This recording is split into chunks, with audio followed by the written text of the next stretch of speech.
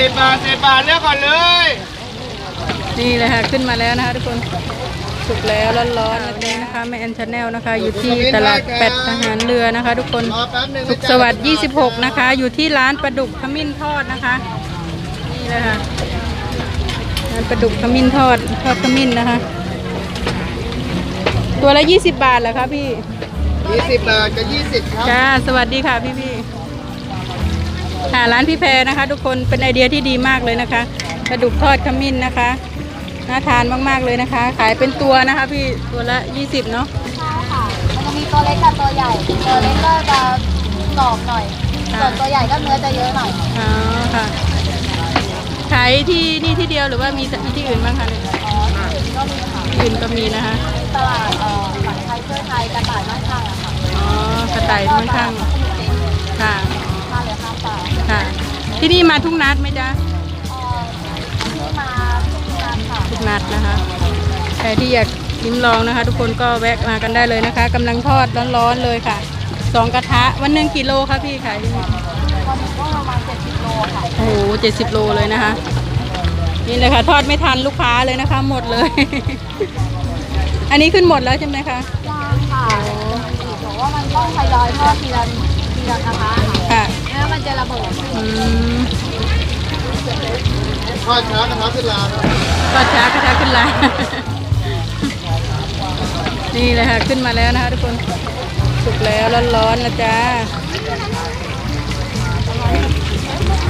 นี่ค่ะยอดเลยค่ะกระดูกทอดร้อนๆเลยนะคะ ทุกคนตัวละ20 บาทนะคะน่าทานมากเลยนะหอมมากเลยนะคะตอนนี้มาเลยพี่ขึ้นมาแล้วครับตากแดดกันร้อนๆเลย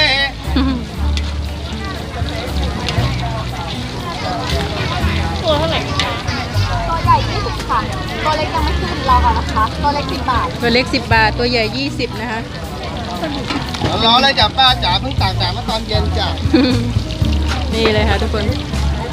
ไอเดียที่ดีมากเลยนะคะปลาดุกทอดนะคะเป็นสูตรของพี่เองเลยใช่ไหมคะใส่แป้งตัวละ20ครับทางใต้อ๋อบ้านเขา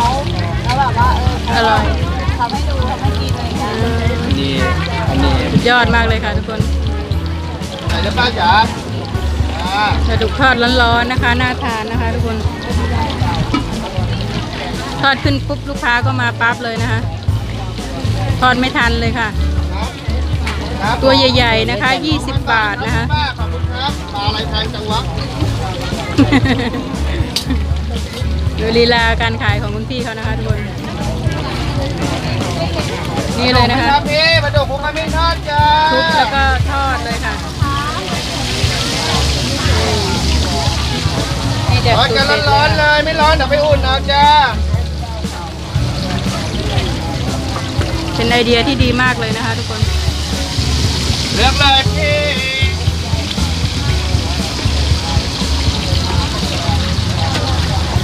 น่าทานค่ะประกาศเจ้าของรถยนต์หมายเลขทะเบียน1 พพุเท่าทอยช้าง1824กรุงเทพมหานคร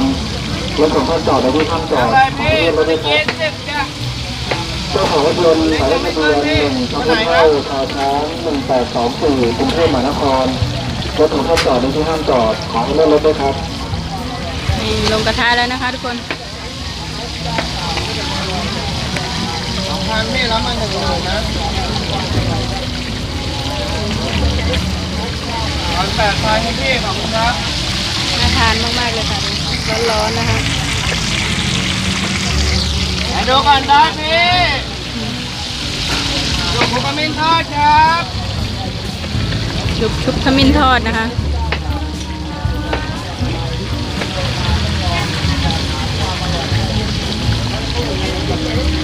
เลือกก่อนเลยอะไรพี่เลือกเลย10 บาทก็มี20ก็มีจ้า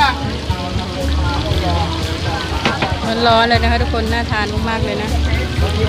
ดูเด็ดเลยค่ะชุบขมิ้นนี่มันไม่มีกลิ่นคาวนะพี่เนาะหอมอะไรจ้ะพี่10 บาทได้ไหมจ้าไม่ได้20จ้าค่ะ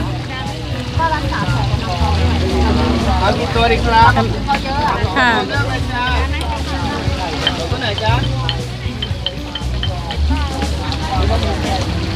2 ตัวเลยนะคะคุณป้าคนนั้นนะ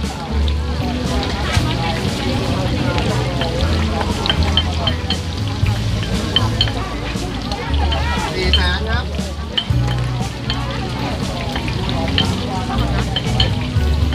ทำได้น่าทานมากเลยนะคะ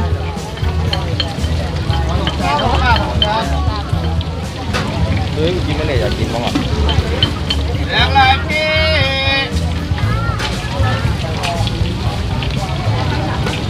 เร็ว ไม่ต้องมีน้ำจิ้มนะคะ ขึ้นแป๊บเดียวนะคะ เหลือโยกตัว หลวงปู่ก็มีท่าครับแล้วดูก่อนได้พี่10 บาทก็มี20ก็มีเร็ว อันนี้ตัวละ10 บาทนะคะ แล้วก่อนพี่แล้วก่อนเลย ตัวเล็กก็10 บาทนะคะทุกคนกำลังกระเด็นเลยค่ะ 10 บาทก็มี20ก็มีพี่10 บาทจะไม่เกินในกระทะจ้ะ แป๊บนึงนะ ประกาศเจ้าของรถยนต์หมายเลขทะเบียนบชดยยักษ์4586กรุงเทพมหานครรถของท่านจอดขวางอยู่กรุณาเลื่อนรถด้วยครับเจ้าของรถยนต์หมายเลขทะเบียนบชดยยักษ์4586กรุงเทพมหานครรถของท่านจอดขวางอยู่กรุณาเลื่อนรถด้วยครับเจ้าของรถยนต์หมายเลขทะเบียนบใบไม้ทหาร4358ชลบุรีรถของท่านจอดขวางอยู่กรุณาเลื่อนรถด้วยครับ หลวงปู่ก็มีท่าจ้ะ เจ้าของรถยนต์หมายเลขทะเบียนบใบไม้ทหาร4358ชลบุรีรถของท่านจอดขวางอยู่กรุณาเลื่อนรถด้วยครับ น้ำมันนะคะ อันนี้ตัวละ10 บาทนะคะใกล้จะได้ที่แล้วนะคะ เริ่มเหลืองแล้วจ้ะ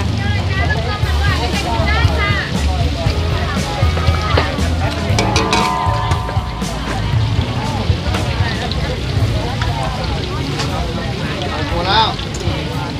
กินหมด อ๋อมีน้ำจิ้มให้ด้วยนะคะ มีน้ำจิ้มให้ด้วย ระวังน้ำมันนะคะ จ้าทอนขึ้นแล้วนะคะ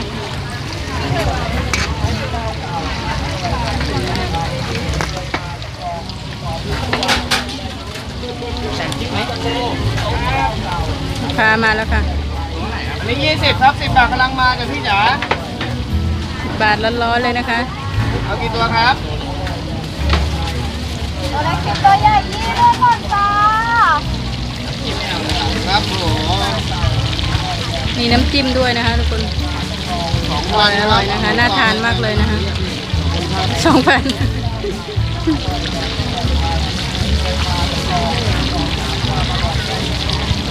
วางเรียงแล้วนะคะ เรียกเลยพี่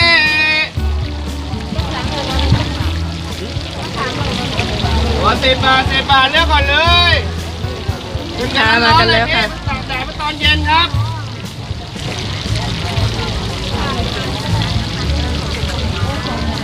นี่ค่ะตัวละ20อันนี้ค่ะ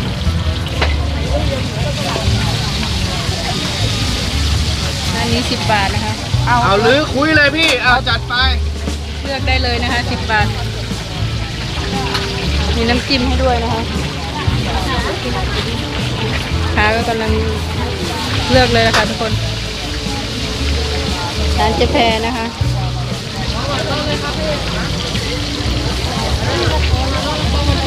ครับ ขอบคุณครับ เลือกก่อนเร็วกระดูกคุกกระมิ้นทอดครับเลือกก่อนได้เร็วหัว10 บาท10 บาทแล้วพี่เร็ว ทอด2 กระทะเลยนะคะทุกคน เลือกเลยพี่เลือกเลย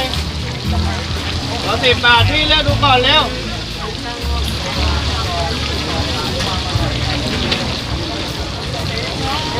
เลือกก่อนเลือกก่อนเร็วกระดูกคุกกระมิ้นทอดครับพี่หัว10 บาทพี่เลือกก่อนเร็วได้ตัวไหนหยิบเลย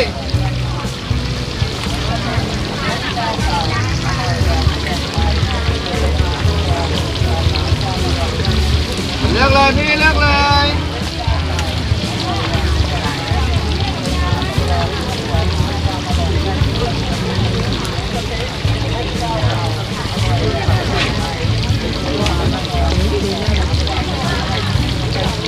10 บาทครับเลือกก่อนพี่ได้ตัวไหนเลือกเอาพี่ มาดูไว้เลือกก่อนได้นะคะ ค่ะใครที่ชอบคลิปนี้นะคะอย่าลืมกดไลค์กดแชร์กด subscribe นะคะเพื่อเป็นกำลังใจให้ช่องแมนชาแนลด้วยนะคะสำหรับคลิปนี้ฝากไว้ด้วยนะคะทุกคน พี่เลือก กับ ก่อนแล้ว ปลาดุกนะคะทอดขมิ้นนะคะ ทุกคนร้านเจ๊แพรนะคะค่ะสำหรับคลิปนี้ขอตัวลาไปก่อนค่ะ สวัสดีค่ะ 10 บาทครับเลือกดูก่อนได้ครับ